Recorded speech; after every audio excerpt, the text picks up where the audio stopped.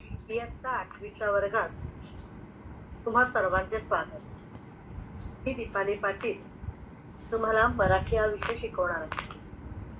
सुरुवातीला आपण मराठीच्या पुस्तकाचे मुखपृष्ठ व मूलपृष्ठ पाहूया. चित्रात तुमच्यासारखेच विद्यार्थी निसर्गाच्या जवळ जाऊन पर्यावरणातील विविध घटक पाहताना दिसत आहेत. स्त्री पुरुष समानता हे या चित्रातून आपल्याला दिसून येते. त्याचबरोबर हिमालयाच्या पर्वतरांगा, निराशार समुद्र, रंगीबेरंगी फुले, फुलपाखरू, पाने फुलांनी सजलेले सुंदर झाड, मुक्तपणे आकाशात विहार करणारे पक्षी. सुंदर असे निसर्ग चित्र आपल्या डोळ्यासमोर आहे. इयत्ता 8वीच्या पुस्तकातून आपण निसर्ग अभ्यासणार आहोत. नदी, डोंगर व विविध पक्षी त्यांचे आकार आपल्याला पाहायचे आहेत. चला तर विद्यार्थ्यांनो, आपण आज पहिली कविता अभ्यासूया. कविता पहिली, भारत देश महान. कवी आहेत माधव विचारे, प्रसिद्ध कवी व लेखक.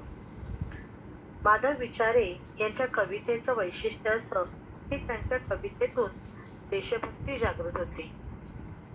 भारत देश महान ही कविता गीतपुष्पांचा फुलोरा या संपादित काव्यसंग्रहातून घेतली आहे.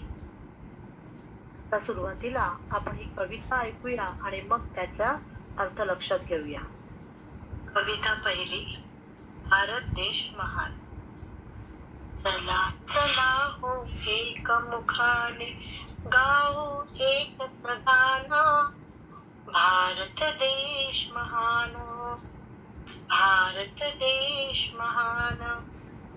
हिमालयाची हिमशिखरे ती, भारत भूच्या शिरी डोलती, गंगा यमुना आणि गोमती घालती पवित्र स्नान, भारत देश महान, भारत देश महान. इतिहास नवा हा बलिदानाचा, शौर्याचा अन पराक्रमाचा, समतेचा अन विश्व शांतीचा, जागवी राष्ट्राभिमान, भारत देश महान, भारत देश महान. शौर्याने जे वीर लढले, रणांगणी ते पावन झाले, भारत भूचे स्वप्न रंगले, चढवून उंच निशाणा, भारत देश महान, भारत देश महान, भारत देश महान, भारत देश महान. विद्यार्थी मित्रांनो, आताच तुम्ही ही कविता ऐकली. आता आपण या कवितेच्या प्रत्येक कडव्याचा अर्थ लक्षात घेऊया. चला चला हो एकमुखाने गाऊ एकच गाणं, भारत देश महान, भारत देश महान. बघा विद्यार्थी मित्रांनो, आपल्या या भारत देशात हिंदू, मुस्लिम, ख्रिश्चन, जैन, बौद्ध, पारशी अशा विविध जाती धर्माचे आणि विविध भाषा बोलणारी लोक एकत्र राहत आहेत. आणि मग अशा या माझ्या भारत देशाचे गुणगान आपण एकमुखाने म्हणजे एकजुटीने गाऊया, असे या ठिकाणी कवी म्हणत आहेत. हिमालयाची हिमशिखरे ती, भारत भूच्या शिरी डोलती, गंगा यमुना आणि गोमती घालिती पवित्र स्नान. हिमालयाची हिमशिखरे, हिमालय म्हणजे हिम अधिक आलय, हिम म्हणजे बर्फ, बर्फाचा पर्वत, हिमशिखरे म्हणजे बर्फाच्छादित डोंगर. हिमालयाची हिमशिखरे ती, भारत भूच्या शिरी डोलती. आपल्या देशाच्या उत्तर दिशेला हिमालय पर्वत आहे. आपल्या भारत भूमीने जणू हिमशिखरांचे मुकुट मस्तकावर धारण केले आहे. शिरी म्हणजे मस्तक किंवा डोकं. तसेच गंगा, यमुना, गोमती म्हणजेच गोदावरी यांसारख्या मोठ्या नद्या या माझ्या भारत भूमीत आहेत आणि जणू या नद्या माझ्या भारताला स्नानच घालत आहे. स्नान म्हणजे अंघोळ घालत आहे असं या ठिकाणी कवीला वाटत आहे.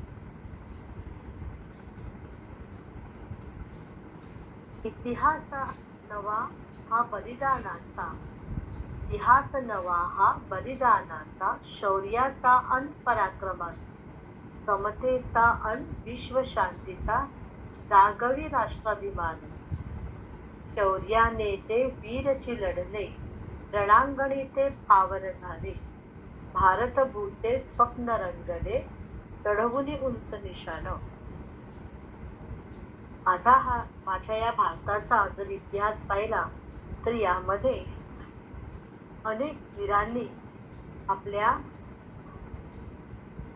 अनेक वीरांनी बलिदान केलेलं आहे. अनेक वीरांनी देशासाठी प्राण दिलेले आहे. शौर्य, पराक्रम, समता, विश्वशांतीचा जणू त्यांनी नारा दिलेला आहे. आणि मग त्यांच्या या बलिदानामुळे आपल्या मनात राष्ट्राभिमान जागृत होतो.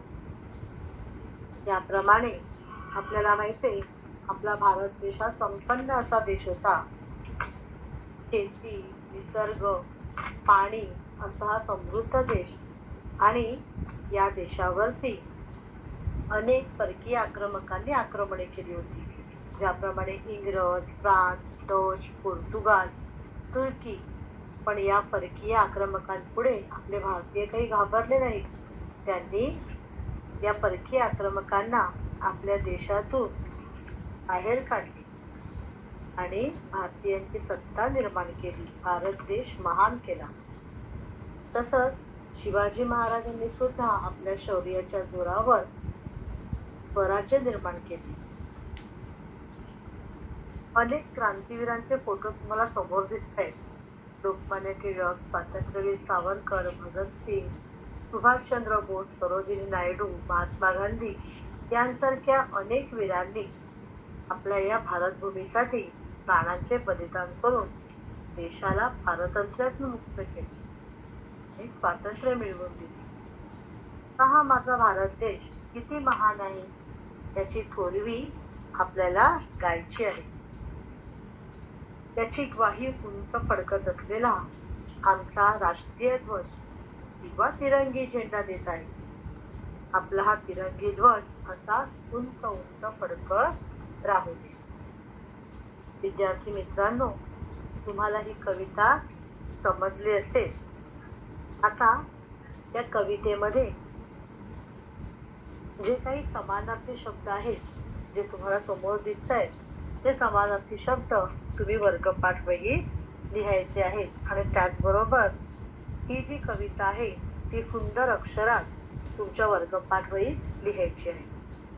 आता ही कविता संपता आपण एक देशभक्तीपर गीत ऐकूया.